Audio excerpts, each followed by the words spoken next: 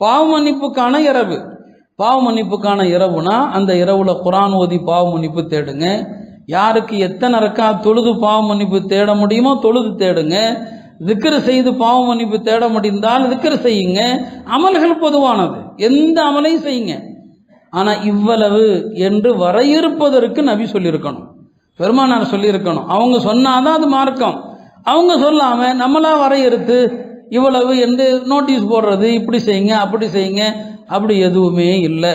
அதனால அந்த இரவு சிறப்பான இரவு தான், அல்லாஹ்விடத்துல பாவ மன்னிப்பு தேடுவதற்கான இரவு தான். அது பாவங்கள் மன்னிக்கப்படுவது என்பதற்கு பலவிதமான ஹதீஸுகளும் இருக்குது.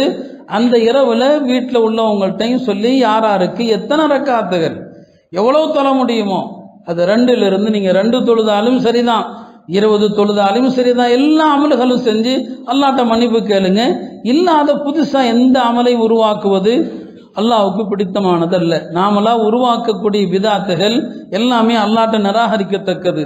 ஒரு மதிப்பு நிறைந்த சிறப்பு வாய்ந்த இரவுல ஒரு பிதாத்தை செஞ்சு அல்லாஹ்ட்ட பாவி ஆயிடக்கூடாது.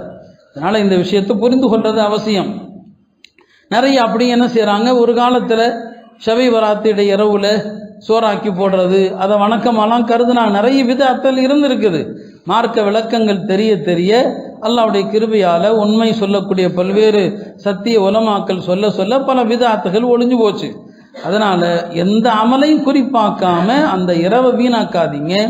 கூட்டு அமல்களை பொதுவாக நம்முடைய பெரியார்கள் விரும்புறதில்லை. ஏன்னா இந்த கூட்டு அமல்களால என்ன ஆகுது, அந்த இரவுல அரட்டடிக்கிறது அதிகம், அந்த இரவுல வீண் பேச்சு அதிகம். தனித்தனி அமல்கள் தான் செய்யணும். அவங்கவுங்க இன்ஃபராதியாக அவரவர் தனித்தனியாக செய்யக்கூடியதை தான் மார்க்க விரும்புவதை தவிர நஃபிலான வணக்கங்களை கூட்டா செய்யறத மார்க்கம் ஒருபோதும் விரும்பாது. அதனாலதான் நாம சுருக்கமா பயான் செஞ்சு சுருக்கமாலாம் நம்ம முடிக்கிறதுக்கு என்ன காரணம் அதுதான். இல்லைன்னா ஆரம்பத்தில் இங்கே நான் வரும்போதெல்லாம் சீக்கிரம் முடிச்சதுக்கே பெரிய பிரச்சனை ஆகும். ஏன்னா அப்பெல்லாம் 2-2:30 மணி வரைக்கும் உட்கார்ந்தாதான் ஷபை பராத்தை உயிர்ப்பித்ததாக அர்த்தம். அப்பதான் அந்த இரவு முழுசா அப்படிலாம் மார்க்கத்தில் இல்லை. பயான் என்பது ஒரு அமலே கிடையாது. 2 மணி நேரம் பயானை கேட்டுக்கிறதுக்கு என்ன இருக்க போகுது? ஏதோ சுருக்கமான சில விஷயங்களை சொல்லி மக்கள் அவரவருக்கு தெரிந்த அமல்களை செஞ்சு அல்லாஹ்வுடைய பொருத்தத்தை பெற்று சீக்கிரம் தூங்குறது, காலையில தஹஜ்ஜுத் தொழுதா அது அதை விட புண்ணியம். அதனால இந்த அடிப்படையில் இந்த ஷபை பராத்துடைய இரவை பெண்களுக்கும் அதனுடைய அகமியத்தை அதனுடைய முக்கியத்துவத்தை சொல்லுங்க. அல்லாஹ்விடத்துல பாவ மன்னிப்பு அதிகமா தேட சொல்லுங்க. அது பாவ மன்னிப்புக்கான இரவாக இருக்கிறது. எல்லாம் அல்ல அல்லாஹ் இந்த ஷாபானுடைய எஞ்சிய நாட்களை அவன் பொருந்திக் கொள்கிற அமல்கள் செய்யக்கூடிய தௌஃபீகை தருவானா.